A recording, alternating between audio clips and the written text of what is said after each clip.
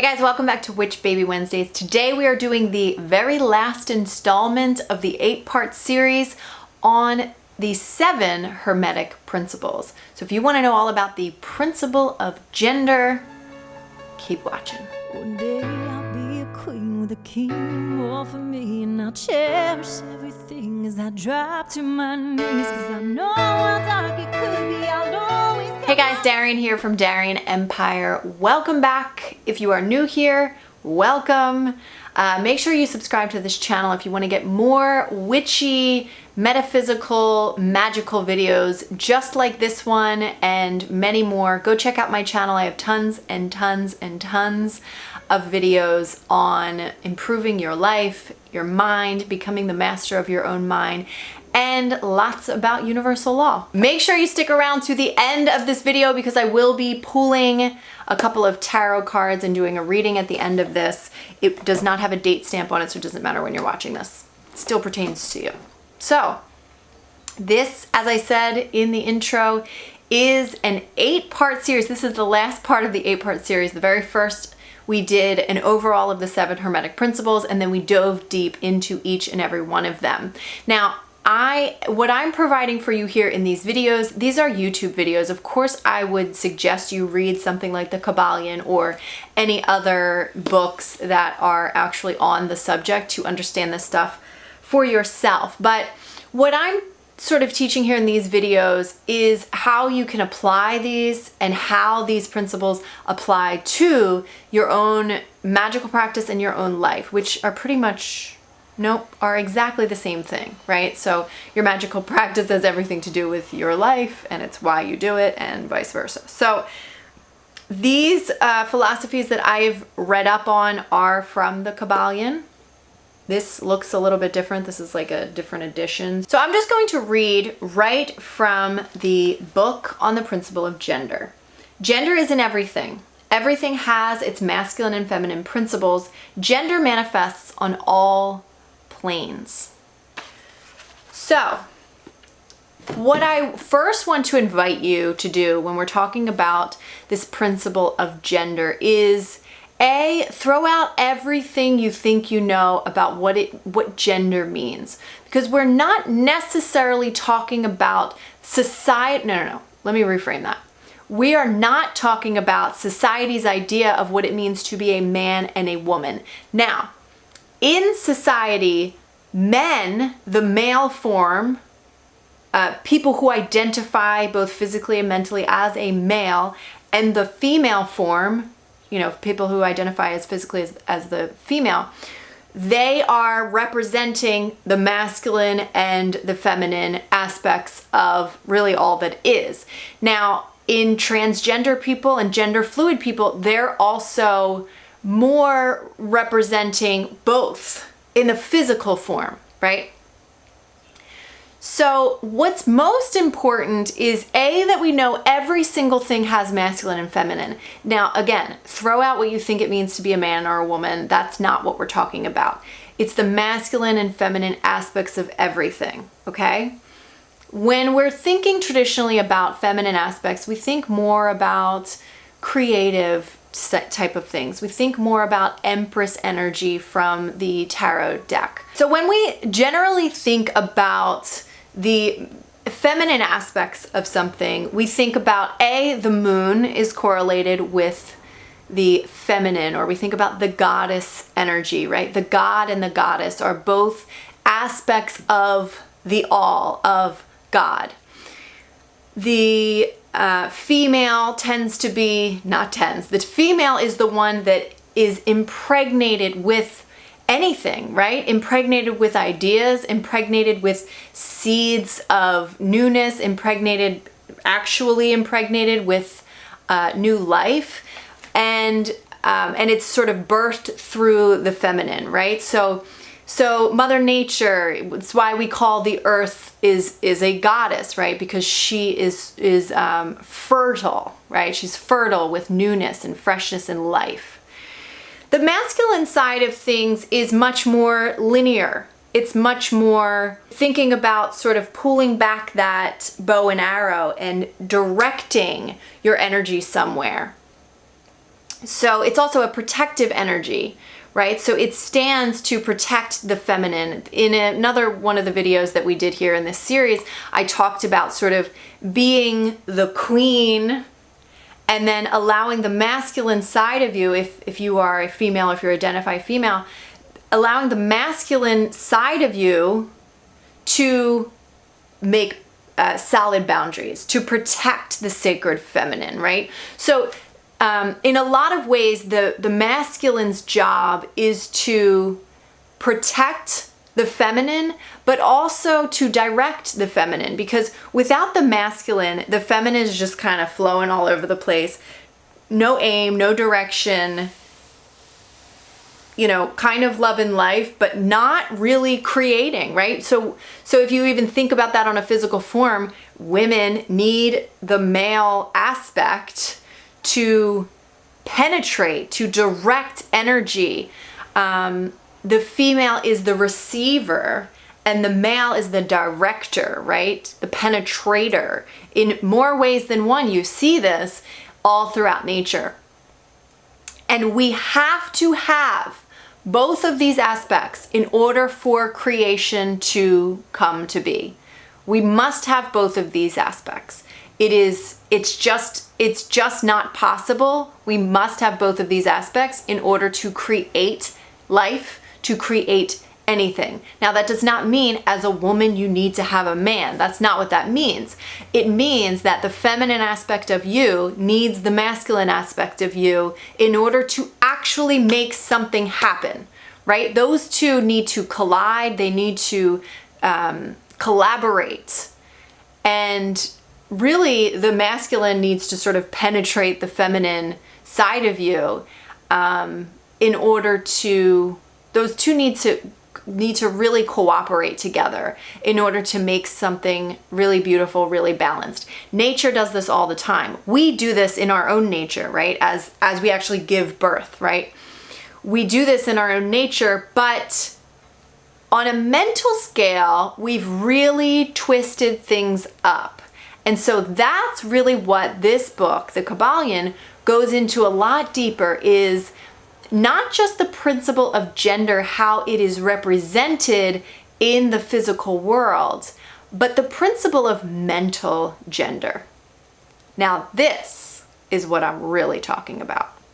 Now, it goes so much deeper than just the artistic right brain kind of side of you and the linear left brain kind of side of you, or the strategic numbers kind of person and the music kind of aspect of you. It goes far deeper than that. So in order for you to be a perfect, harmonious, fully functioning master of your own mind, thus your own life, human being, is to have both the masculine aspect and the feminine aspect of your mind balanced and working together. And what that means is the feminine aspect is the part of you that receives, okay? When you open yourself up to receive, when we're doing it on purpose and we're doing it with a sense of consciousness, we open ourselves up to receive source energy. We open ourselves up to receive new ideas, new life, right? Everything is birthed in the feminine, okay? Everything is birthed in the feminine. We need the will of the masculine energy, right? That our ability to say, this is what I desire, but then open ourselves up to receive the newness that we need to receive in order to make that happen. Now, once we're able to receive that, we must have the masculine will come forth again and say, I will it to come into existence. That's where focus comes in, okay? Focus, will, intention. And then we do it all over again. And we do this every moment, and we do it every day that we wake up, and we say, I will for newness again, and we open ourselves up to receive source. But we have to fully let go, fully release all resistance, fully allow, fully be in the receptive mode of a higher consciousness, and do that with our intention. That comes from the masculine side. And we allow that to come through. And then again, we take it, we form it into a focused intention, and we will it to be directed outward into the physical world. Now, some of these things happen very quickly. Some of these things happen without us even really realizing it because we've just done it so much. And some of these things happen over time, right? Some things that we want might take 10 years to get, and we continue to get new ideas to kind of shift it and mold it. And that's really what our life is. It's sort of new shifting and molding and, okay, this I didn't really want that. So let me just go back to the drawing board. The back to the drawing board is the feminine aspect of ourselves. Don't mind the machines that I have going outside. We've got people working out on the street. So here's what is happening for most human beings. Most human beings are so stuck in their feminine mental aspect and not in their masculine mental aspect. So what that means is we're not being the ruler of our own lives. We're being just in the receptive mode. So what happens when we're in the receptive mode constantly without having the masculine side to direct it in places it's supposed to go? What happens is we start actually receiving not the source within us, but we receive the masculine directed thoughts that are all in the ethers from other people. So this is why people who are mentally strong-willed and can sort of oppress other people or become control other people mentally, it's because they have this very masculine mentality, or they're allowing their masculine aspect of their mind to really will things to be. So they're doing more than influencing people, but that's essentially what they're doing. They're really forcefully influencing people with their own thoughts and their own minds. People who don't really have a hold of themselves mentally. They're not the masters of their own minds. So this is why I've seen a lot of people struggle. I've seen a lot of people go around in circles, even in the spiritual world, kind of go around in circles, around in circles, around in circles. You know, they could read a book, and while they're reading that book, because the person who wrote that book has a very strong masculine mind, that's the willpower, it's directing, it's focused, and they have kind of a weak one, but they're just really in their feminine. It's just imbalance is what it is they start to take on the ideas of that book while they're reading the book. And they're like, oh yeah, like they just kind of channel the person who wrote the book rather than allowing that book to help them to find themselves. They kind of become who's in that book. And then when they're not reading the book, they forget all about it.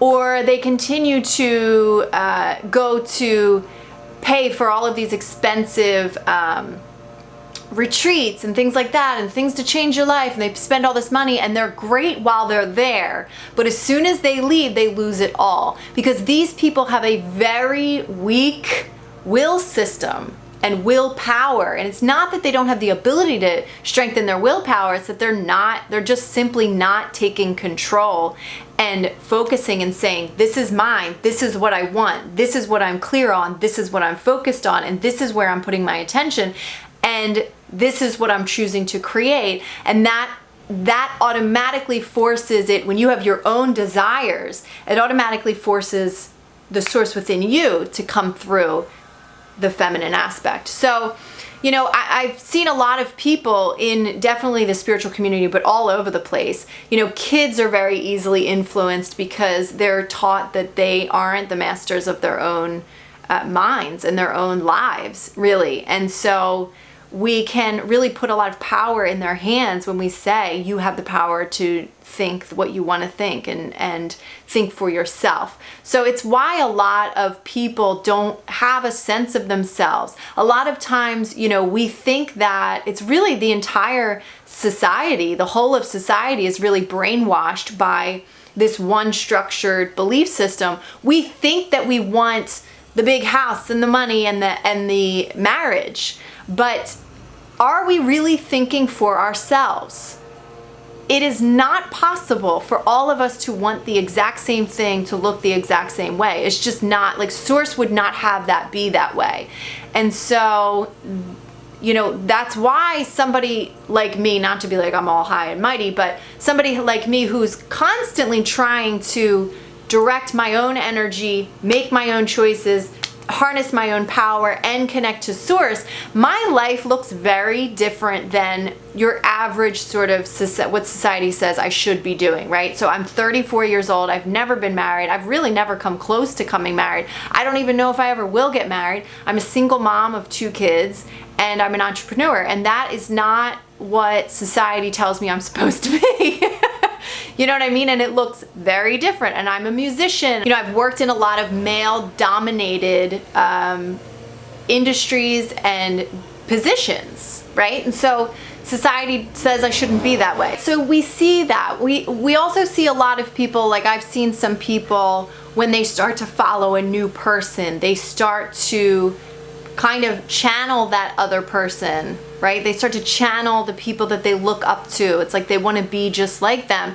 And there's nothing really wrong with that, but there has to come a point where you're no longer channeling that person and you're channeling the source within you. I feel like that's something that you can do in your younger years, but when we've gotten to a place of maturity, you know, we really want to be channeling our own source within us, and we need to be directing our energy, right? So we also, I mean, we see, you know, in the physical world, we see people being very much in their feminine as well. A lot less people are working out, exercising, because people are a little too in their feminine. They're a little too lackadaisical. But then we're ruled by a society of just a few people who've taken on their own masculine energy to the point where they're able to influence an entire nation, because the entire nation is not being influenced by their own will, by their own clarity, by their own focus, and by their own source within them. So it really takes marrying the two. So let's talk about quickly, what does that look like? Like, what does it look like to, in your everyday life, to be completely balanced in both your feminine and your masculine mindset?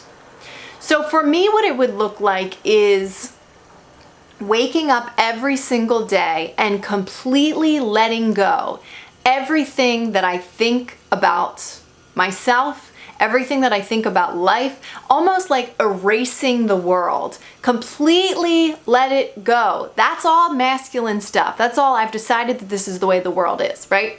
Let go of all of that. And the more you clear yourself of all of the preconceived notions about who you are, who life is, or what life is, and how things go, and what is the structure of belief systems, you're really just allowing yourself to let them all go in a moment. I would meditate while I was doing this and just sort of cleanse these ideas out of myself in order to release as much resistance as I possibly could to open myself up to receive whatever it is Source was giving me. The clearer I am, the more I clear my vessel. Now the feminine is the vessel. That's what's represented on our altar. This is a vessel right here. What's represented in our altar is the vessel. That's the feminine, right? So when we clear our vessel completely, it allows for source energy to fill it up, okay? From that space, we then take those ideas, and we don't have to take action. It's not about necessarily taking action, but it is about writing those ideas down, putting them on paper, which is the masculine. It's focusing the intention into the physical. And having a practice of that simply every single day will help you to harness a balanced mentality so that you become the master of your own mind, thus your own life, right? I talk about being the ruler of your own life. I've had so many clients tell me they want this, they want this, they want this. And when I've walked them through the proper meditation and clearing techniques to clear away everyone else's ideas of what they should want, of what those people want for my clients, once I've cleared those away, my clients have been like, actually, I don't think I want that thing. I don't think I want that. That's actually not my desire. And I've literally I've had clients say, what did you do to me? Like, I didn't do anything. I made space for you to come through. I made space for you to come through. So the real problem, and I see this a lot, mostly I think, I see this with everybody, but I see this a lot with empaths. And I think that empaths know that it's wrong and that's why they struggle. And so they're tuned into the fact that something isn't right, but they just don't know how to do it.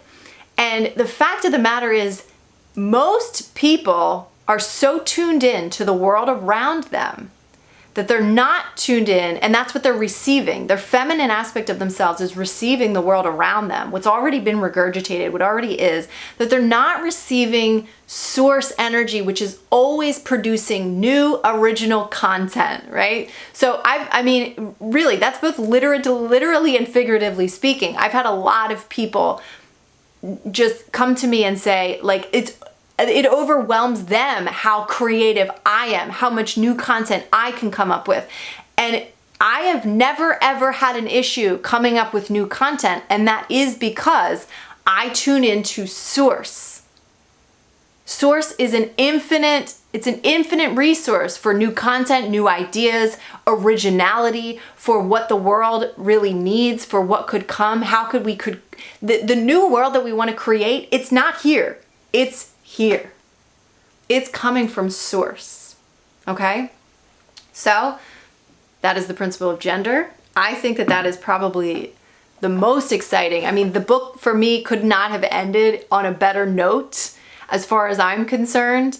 And so I love that they saved the principle of gender to the very end. But I also think that because it's called the principle of gender and people are like, oh yeah, I know gender, I think that people, I definitely have kind of just look over that and don't really notice that it's actually I think it's the biggest key to applying all of these things and really how to live the most balanced way as a human being and how to really be the most successful human being you want to be, right? That's what I think.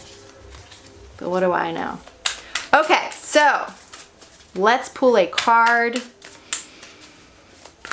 Just take a moment you can take a couple deep breaths, get tuned into the present moment. This is where we are, right here, right now. Use your feminine side to ask a question, okay? To receive from source.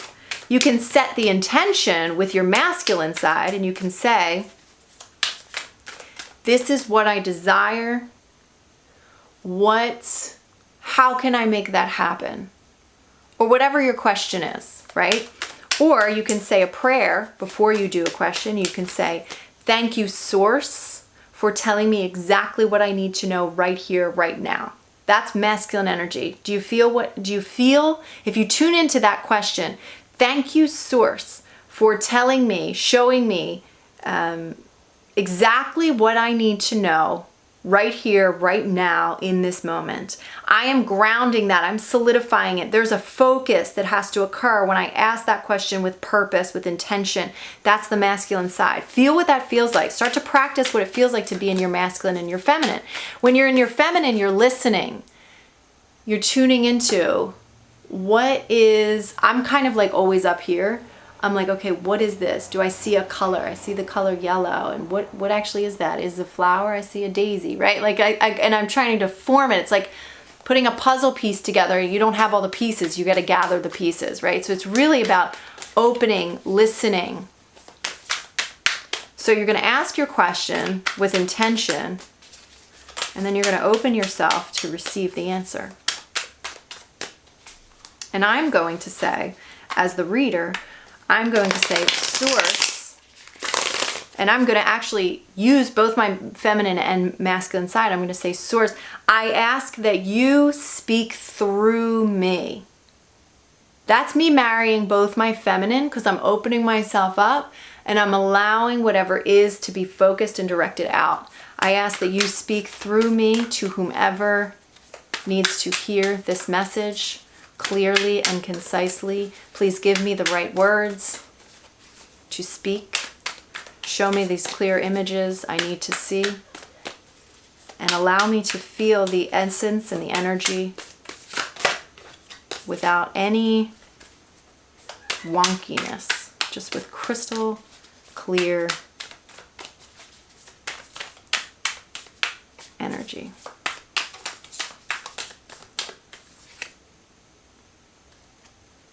We've got oppression and the Six of Cups. Oh boy. Okay, so oppression in this deck is actually the Devil card. So lots of ego, lots of you're holding yourself back, but because we've got this with the Six of Cups, I'm really feeling like this is self-oppression. I'm feeling like whatever story you are telling yourself about your past is actually holding you back. I feel like it is time to release that story. It is time to create new stories. It is time to just stop fighting against the past. Whatever happened in the past for you, you can't change it. It happened, but it's not happening now. And one thing that you can do that's extremely powerful is you can actually change your past by asking Source to see your past for you, right? To see through the eyes of Source energy. But you can't do that while you're in the ego. So a lot of times you have to just let your past go, let the past ego go, let the decisions that you made about, or any decisions that you made from the ego, from fear, from whatever in the past, let those go, forgive yourself. But also, if you felt in the past that you were oppressed, you know, we did talk about a lot of very dominating mentalities that can sort of control nations.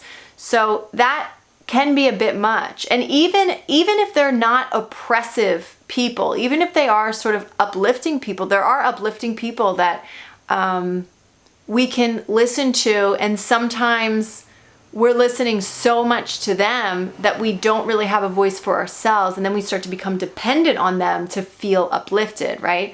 So either way is oppressive, but just know that you really are oppressing yourself, and it does have something to do with the past. Now, I'm feeling for a couple of you, if you are feeling recently, around the time that you're watching this, in the recent future or recent past, if you're feeling like you want to be nostalgic and so you go back to old shit, not the time to do it. It's just not the time to do it. If you're just feeling like, oh, I kind of miss, whatever, hanging out with this person, or it reminds me of back in the day, I'm telling you right now, even thinking about your past will be oppressive to you. There's nothing in your past that serves you right here, right now. Maybe in the future, you'll be able to look at it from a different perspective, and it will heal you or whatever. But right here, right now, even looking back, period, trying to go back to the good old days, and any of that is going to be very oppressive to you right now. It will not serve you in any way. I want to pull one more card.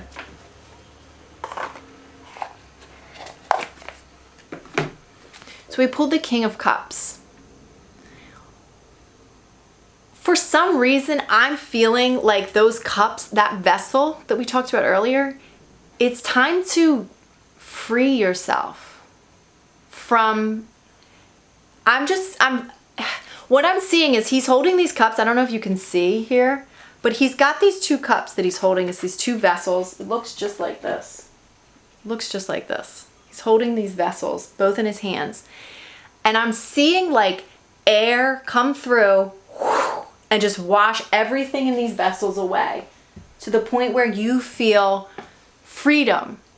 There's no heaviness in these vessels. These are clear vessels. Now understand that the cups is emotions. So when we're talking about vessels, as far as the cups, as far as any water energy, it feels sort of heavy. And it is emotion, it is connected to the emotions, but that doesn't need to be there. So it's funny because I was just listening to something where they were talking about emotions, and you know, I think that we've pinned emotions as a bad thing. You know, like, don't be so emotional. Oh, you know, cups is about emotions. The moment you say like this represents emotions, you're like, oh God, emotions. We always go to something heavy, right? But there's also joyful emotions. There's happiness, there's love, there's lightheartedness, there's bliss. Like those are emotions too. And I feel like we get so caught up in like, oh, the emotions, but like this is oppression. Like we notice in your life, where are you oppressing yourself emotionally? Again, the Six of Cups is also emotion, but the Six of Cups is like kind of looking back at the old with emotion. So it could be nostalgic, but the fact that we got it with like this devil card or oppression card means that it's not good. It's not a good thing. But the King of Cups is about really coming to a place like, I always look at the King of Cups as like having a really high emotional IQ. How you understand that like look at this. He's holding two cups. He understands that there are negative emotions and positive emotions, but he chooses to look at the positive ones. And he also these are cups that are in his hands. They're not who he is. He can look at them and go, oh, okay, these are emotions. And these are emotions. He can actually look at his own emotions with an objective eye and go, okay, this is what I'm feeling. I'm going to hold space for myself. I'm going to sit with this. You know, I observe this emotion, but I know that it's not who I am. And in the scale of positive emotions, negative emotions, or rather, let's say not good or bad or positive or negative, but wanted and unwanted, right? Desired and undesired. We've got these undesired emotions, which are crap from the past. It's oppression, it's devil, ego energy. And he's got these light emotions that feels like the cup has been cleared out, right? And it just feels like lifted. It feels like heaven. It feels like heaven.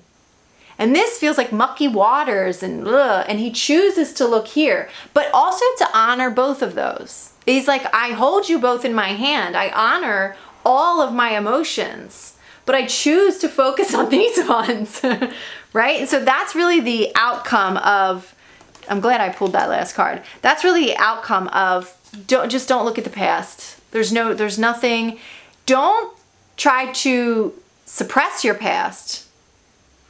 But just gently put your focus on the light things. Like there's so much right here, right now that's happening, that's good, it will fill up all of your attention and make all your past just disappear. It'll just kind of melt away.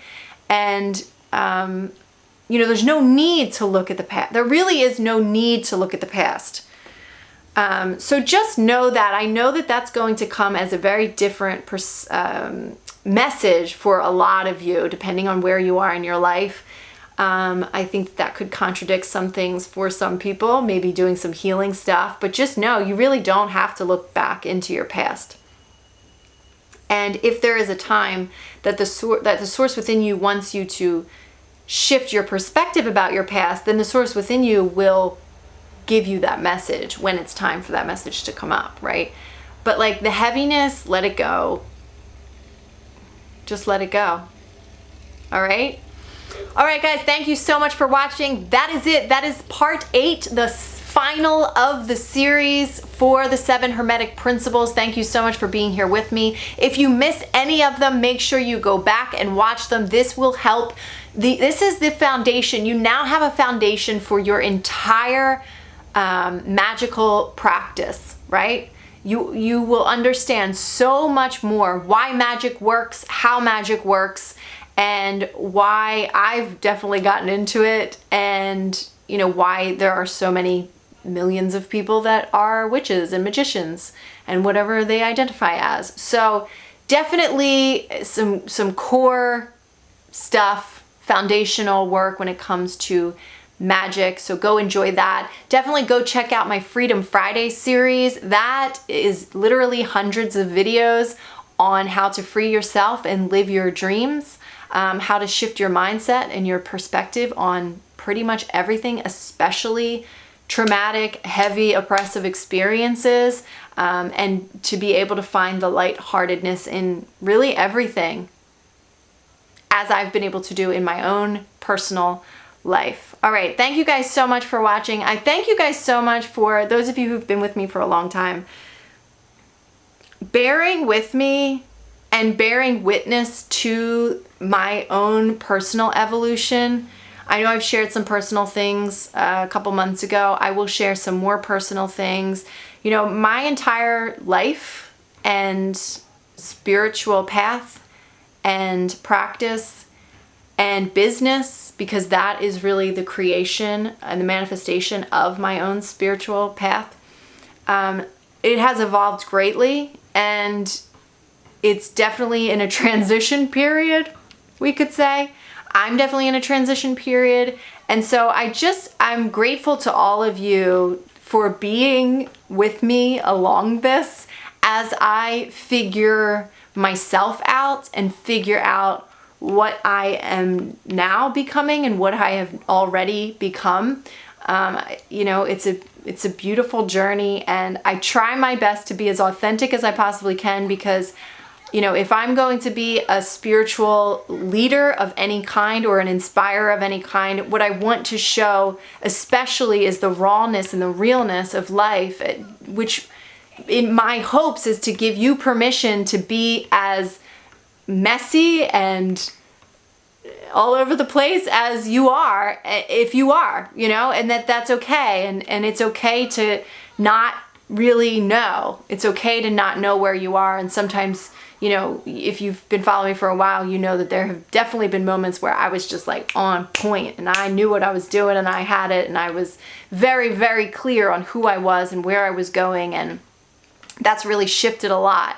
And it feels weird for me to have been so clear on who I was and where I was going, and then to now not be clear on who I am. Not that I'm not clear on who I am, but that my direction has shifted, and I definitely have evolved, and I'm kind of like, oh, okay, this is new. Who am I now? I'm doing things differently. This breaks a lot more rules in this, so it's just been an evolution process for me, and I'm doing my very best to move through it gracefully, but sometimes things don't look graceful, and that's okay. And so I'm giving myself permission to not always be so graceful, in hopes that I give you that permission as well. And just know that no matter what I go through, I'm always going to be amazing. And so I hope to inspire you to feel the exact same way about yourself. That no matter what you're going through, no matter how much you might have doubts about where you are, not that I have doubts, but it's more like I'm stumbling through it. That's what it is. It's like when you first learn to ride a bike. I'm just like, it's like I got training, my training wheels just got off and I'm wobbly, I'm just like a little wobbly. That doesn't devalue me. It doesn't lessen my worth in any way at all. In fact, I think it makes me even more spectacular. And so I just hope to inspire all of you. If you're watching this video for the first time, you're probably like, what the hell is this girl talking about? But if you've been with me for a long time, you know exactly what I'm talking about. So that is that. I love you all so much. I love this channel. I love creating these videos. I really could cry. I just love it to death. I really, really, truly do. Every aspect of it. I love editing the videos. I love setting up the aesthetic. I love reading the books that I read in order to get this kind of new perspective on things. And I love especially sitting here and communing with the source within myself in order to extend that to you. And it's just all very magical for me. So thank you all, if anything, for being a part of that. And I'll see you next week. Bye. Hey guys, thanks for watching this video. If you liked it, be sure to give it a thumbs up. And if you want to connect with me outside of YouTube, head on over to my Instagram to say hello, watch behind the scenes stuff, and check out any special announcements that I might have going on. Now, if you haven't already, head over and watch one of these awesome videos and subscribe to the channel. I'll see you on the next video, guys. That's where my dreams come in and take me away to a better place where love is real and all my